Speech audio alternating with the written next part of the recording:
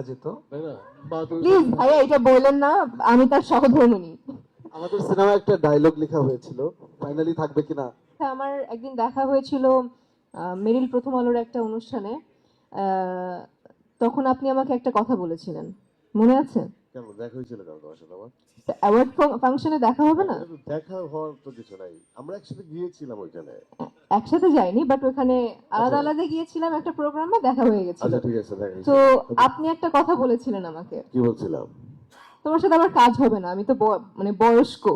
হ্যাঁ, আমি তো সবাইকে বলি আমি তো বয়স্ক, একমাত্র নায়ক যে বাবা বয়স all credit goes to my director and my producer, যে বাবা নিশু মায়ের ভাইয়ের সাথে। সেটা দেখে যায়। সেটা হচ্ছে যে আপনি আমার চাচার বেশি হওয়ার পরে আপনার আমি কেন বিয়ে করতে রাজি হয়েছি। But that was a great experience to work with him, কারণ আমি শুরুতেই বলেছি যে সে একজন মানে খুবই সাপোর্টিভ একজন বুঝতে অ্যাক্টর। পারতেছি না যে আমাকে আচ্ছা। বয়স্ক বলছে। সবচেয়ে বড় কথা হচ্ছে ইউ আর মাই হাজব্যান্ড। এটাই শোনো, একটা কথা বলি। এটাই এটাই এটাই থাক। ওই যে সব মাছে ঘুটে কি জানি আছে একটা বলে, আমি বলি দোষ আর ভালো মাছের। মানে ওই আমাদের ল্যাঙ্গুয়েজে আমরা বন্ধু বান্ধব যখন কথা বলি জানি সব শালাই বুইরা, কেউ স্বীকার করে কেউ স্বীকার করে না, মানে আমাদের ফ্রেন্ড সার্কেল আমরা বলি আর কি। হ্যাঁ, তো সব শালাই বুইরা, কিন্তু এমন একটা ভাব যে মনে হয় young। আমি তো তাও স্বীকার করি, তাই না? ওই আমাদের ফ্রেন্ড কিন্তু সার্কেল বলি বড় আমরা। একটা ব্যাপার যে সে স্বীকার করে সে হ্যাঁ। বয়স্ক, কিন্তু তো- আপনি যথেষ্ট ইয়াং। না, আমি যেহেতু এই প্রফেশনে আছি এই জন্য হয় কি আমাকে একটু হয়তোবা সবাই দেখে দেখে মনে হয় যে আমি ইয়াং। হ্যাঁ, কিন্তু আমার ফ্রেন্ড সার্কেলে যারা এক একটা দাড়ি টাড়ি সব পাইকে গেছে। আঙুলটা ওই দিকেই গেছে, আঙুলটা ওইখানেই গেছে। হ্যাঁ, এক একজনের ভুল।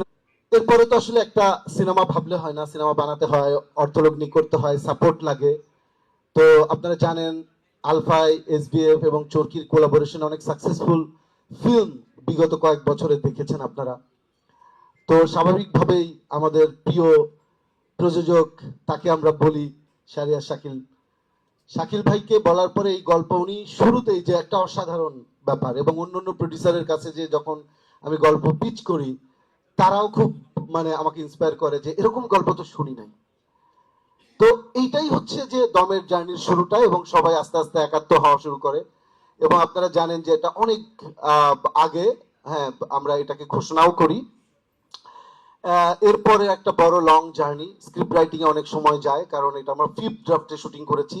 এটার সাথে অনেক বাংলাদেশের অনেক ভালো ভালো মেধাবী নির্মাতা এবং রাইটার যুক্ত হয়েছে অ্যাজ রাইটার হিসেবে। এবং আমরা বারবার বসেছি, ঝগড়া করেছি, নিজেদের মধ্যে চিৎকার চেঁচামেচি করেছি, এবং শেষ পর্যন্ত হয়তো একটা ড্রাফটে এসে পৌঁছাতে পেরেছি। পরবর্তীতে আসলে এই সিনেমাতে আমি নিজে তো অভিনয় করে আসলে বুঝাতে পারবো না যে কেমন দম। স্বাভাবিকভাবে আমাদের আসলে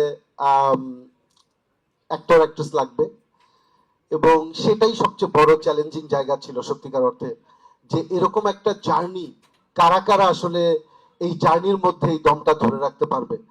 আমি শুরু থেকে একটা কথা বলছিলাম যে এই সিনেমাটা না, মানে অনেক চেষ্টা করে বানানো যাবে না, অনেক টাকা থাকলেও এই সিনেমা বানানো যাবে না, অনেক মানুষ যুক্ত হলেও এই সিনেমা বানানো যাবে না। এই সিনেমাটা না হয়ে উঠতে হবে, মানে খুবই ন্যাচারালি এটা গ্রো করতে হবে। একটা জিনিস প্রকৃতিগতভাবে কিভাবে হয়ে ওঠে সবার ভালোবাসায়। তো এই সিনেমায় যারা পাত্রপাত্রী, যারা টেকনিশিয়ান, প্রত্যেকটা মানুষ যদি পরিপূর্ণ ভালোবাসা না দেয় এই সিনেমা হবে না। এই বিশ্বাসটা আমার সবসময় ছিল, এবং এটা এক ধরনের ভয়ও। এবং পরবর্তীতে আপনারা জানেন যে অভিনেতা অভিনেত্রী এটার মধ্যে যুক্ত হয়েছেন, এখানে আছেন। এদের গল্প আমি একটু একটু করে বলেছি, আসলে গল্পের কিছুই বলি নাই। সিনেমাটা রিলিজ হলে গল্প বলা শুরু করব আমি একটা একটা করে, এবং সেই গল্পগুলো অসাধারণ গল্প। এবং এই প্রত্যেকটা গল্প আমার নিজের জন্য অনেক ইন্সপিরেশনের, যে নিশো কিভাবে কি প্রতিকূল অবস্থায় শুটিং করেছে, পূজা ব্রিদিং মানে প্রবলেম থাকা অবস্থায় কত বড় হাইটে যে নিজের জীবনের রিস্ক নিয়ে কাজ করেছে। নিশো অসুস্থ হয়েছে দুর্গম লোকেশনে, মেডিকেল সাপোর্ট নাই, তারপরেও কিভাবে কাজ করেছে। চঞ্চল ভাই এই শীতের মধ্যে কিভাবে কাজ করেছে, এবং বাংলাদেশে যে টিমটা এসে কাজ করে সেটাও কত চ্যালেঞ্জিং জার্নি ছিল প্রত্যেকটা মানুষ।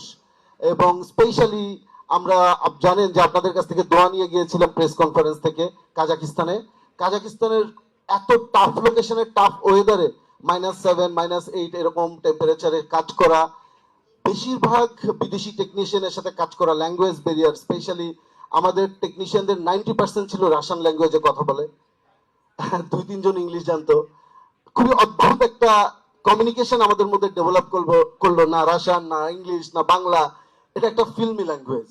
এবং আমরা সবাই, এই ল্যাঙ্গুয়েজটা তখনই তৈরি হয় যখন বিশ্বাস তৈরি হয়, এবং সবাই যখন একটা জিনিসে বিশ্বাস করে যে এই দম সিনেমাটা আসলে হয়ে উঠতে হবে। এবং আমাদের ডিওপিআই মিখাইল থেকে শুরু করে গ্যাফার, আইনুর, আমাদের এডি টিম, আমাদের প্রত্যেকটা এইচওডি এবং প্রত্যেকটা ক্রু কি অমাশয়িক পরিশ্রম করে এই কাজটা যে করেছে, এই গল্প এত অল্প পরিসরে বলা যাবে না। শুধু এটুকু বলে রাখি যে এই সিনেমাটা বাংলাদেশের জন্য অবশ্যই একটা গুরুত্বপূর্ণ সিনেমা হতে পারে, এবং ওয়ার্ল্ড মার্কেটে মানে পাল্লা দেওয়ার জন্য যে আমাদের যে সিনেমাগুলো দরকার, এই সিনেমাগুলো আমি মনে করি সেই জায়গায় পৌঁছাতে পারে। আপনাদের সবার সাপোর্ট লাগবে, ভালোবাসা লাগবে। আমি প্রত্যেকের প্রতি কৃতজ্ঞ এবং সবার প্রতি আমার ভালোবাসা। শাকিব ভাইয়ের সিনেমা যখন হয়, শাকিব খানের, তখন সিঙ্গেল স্ক্রিনগুলোতে তো শাকিব খানের সিনেমা সবচাইতে বেশি আগ্রহ নিয়ে হল মালিকরা নেন। তারপরেই আমরা এক্সপিরিয়েন্স করেছি যে ভালো সিনেমা এবং আফরান থাকে যে সিনেমাটাতে, সেখানে সেকেন্ড চয়েসে সিঙ্গেল স্ক্রিনের কথা বলছি, মাল্টিপ্লেক্সে আমরা সবসময় বরাবরই আমাদের সিনেমা, সেটা যে সিনেমাই হোক না কেন, আমরা দেখেছি যে আমরা সবচাইতে বেশি ভিউয়ারশিপ পেয়েছি। সিঙ্গেল স্ক্রিনের ক্ষেত্রে সেকেন্ড চয়েস এবারও আমি জানি যে সিঙ্গেল স্ক্রিনের ক্ষেত্রে আমাদের দম চাইবে। সিঙ্গেল স্ক্রিনের মালিকরা অনেকেই আমার সাথে যোগাযোগ করেছে। অ্যাটলিস্ট যেমন গতবার তাণ্ডব আমি 133টা হলে রিলিজ করেছিলাম, তো এর বাইরেও কিন্তু আরও 20-25টা হল থাকে, অপোজিশন হল থাকে, তারা কিন্তু আমাদের দম সিনেমা নিতে চাইছে, অলরেডি যোগাযোগ করেছে। তো আমি তাদের কাছেও ক্ষমা চেয়েছি, আমি বলেছি আমরা 2-3 সপ্তাহ পর থেকে আমরা আপনাদেরকে দিব। সো এটা নিয়ে যাতে কোনো মিসআন্ডারস্ট্যান্ডিং না হয়, কে কয়টা হল পেয়েছে, হল সংখ্যা যখন আপনারা দেখবেন, আপনার মাল্টিপ্লেক্সের নামগুলো আপনারা দেখতে পাবেন। সো জাস্ট হল সংখ্যা বাড়িয়ে দেখানোর জন্য ওই 15-20টা আমরা সেই রিস্কটা এবার এফোর্ড করতে পারবো না, যে কারণেই কিন্তু আমি পরিষ্কার করে দিলাম সব সাংবাদিক ভাইরা আছেন তাদের সামনে। তো শাকিব খানের সিনেমার পরে যে হলগুলো বাকি থাকবে সিঙ্গেল স্ক্রিন, সেগুলো অন্যান্য আরও সিনেমা আছে, তারা আমাদের খুব কাছের মানুষ, তারা যদি পাইরেসি এফোর্ড করতে পারে তারা সেটাতে যাবে। আমরা প্রথম 2-3 সপ্তাহ শুধু মাল্টিপ্লেক্সে আমরা সিনেমাটা রিলিজ করছি, তারপর সিঙ্গেল স্ক্রিন এবং ইন্টারন্যাশনালি আমরা রিলিজ করবো। আপনারা যদি আমি আমার রিসেন্ট ফিল্ম আমাদের বলি, তাণ্ডব, সেই সিনেমাটা আমাদের 6তম দিনে পাইরেসি হয়ে গিয়েছিল এবং সেটা একদম এইচডি কপি বেরিয়ে গিয়েছিল। সো আমি আপনাদেরকে বারবার যেটা বলেছি যে এই সিনেমাটা এটা আমাদের 6তম সিনেমা। এই সিনেমাটা আমরা ইন টার্মস অফ বাজেট এবং ইন টার্মস অফ কোয়ালিটি, এবং আপনাদেরকে এটাও বলেছি যে এই সিনেমাটা যেভাবে তৈরি করা হয়েছে শুধু বাংলাদেশের অডিয়েন্সদের জন্যই যে এই সিনেমাটা তৈরি করা হয়েছে সেটা না। আমি টিজার এবং ট্রেইলার রিলিজ হওয়ার পরে অনেক বড় বড় ডিস্ট্রিবিউটরের কাছ থেকে আমি ফোন পেয়েছি ইন্টারন্যাশনালি, তারাও এই সিনেমাটা নিয়ে ইন্টারেস্টেড হয়েছে। সো আমি মনে করি যে এই ধরনের সিনেমার একটা বিশাল পোটেনশিয়াল আছে, এবং বাংলাদেশে আপনারা তো দেখতেই পাচ্ছেন দমের হাইপ। তো আমরা কোনোভাবেই এফোর্ড করতে পারবো না যদি এই সিনেমাটা পাইরেসি হয়ে যায়। এবং খুবই দুঃখজনক একটা ব্যাপার হচ্ছে, অ্যাপার্ট ফ্রম মাল্টিপ্লেক্সেস, আমাদের সিঙ্গেল স্ক্রিনগুলোতে যেভাবে এই সিনেমা রিলিজ হয়, সেখানে ইন্টারন্যাশনালি যেভাবে সিনেমা রিলিজ হয় সেই স্ট্রাকচারটা নাই আমাদের বাংলাদেশে, যে কারণেই কিন্তু বারবার আমাদের সিনেমা পাইরেসি হচ্ছে। শুধু আমার না, অন্যান্যদের সিনেমাও পাইরেসি হচ্ছে এবং তারা সেসব প্রডিউসাররাও ক্ষতিগ্রস্ত হচ্ছে। এই জন্য আমরা এবার সিদ্ধান্ত নিয়েছি, আমরা প্রথম 2-3 সপ্তাহ শুধু মাল্টিপ্লেক্সে সিনেমাটা রিলিজ করব, এবং 2-3 সপ্তাহ পরে আমরা সারা বাংলাদেশের মানুষকে সেটা দেখার সুযোগ করে দিব থ্রু সিঙ্গেল স্ক্রিন, এবং ইন্টারন্যাশনালিও রিলিজ হয়ে যাবে তখন। এবং এই জন্য আমি বাংলাদেশের মানুষের কাছে, অডিয়েন্সের কাছে এবং নিশোর ভক্তদের কাছে, আমাদের দম সিনেমা দেখবার জন্য যারা আগ্রহ নিয়ে বসে আছেন তাদের সবার কাছে আমি ক্ষমা প্রার্থী, যে হয়তো আপনার পাশের সিনেমা হলেই আপনারা ইনিশিয়ালি আপনি 2-3 সপ্তাহ পরে দেখতে পারবেন, কিন্তু যেসব জায়গায় মাল্টিপ্লেক্সগুলো আছে সেসব জায়গায় প্রথম 2-3 সপ্তাহ আপনারা দেখতে পাবেন। এবং আপনারা এটাও জানেন যে মাল্টিপ্লেক্স যতগুলো রয়েছে এখন পর্যন্ত 9টা-10টা মাল্টিপ্লেক্সে প্রায় সব মিলিয়ে হয়তো স্ক্রিন আছে 35টার মতো বা 33টা বা 35টার মতো, এবং প্রতিদিনই সেখানে 5টা 6টা করে শো হয়।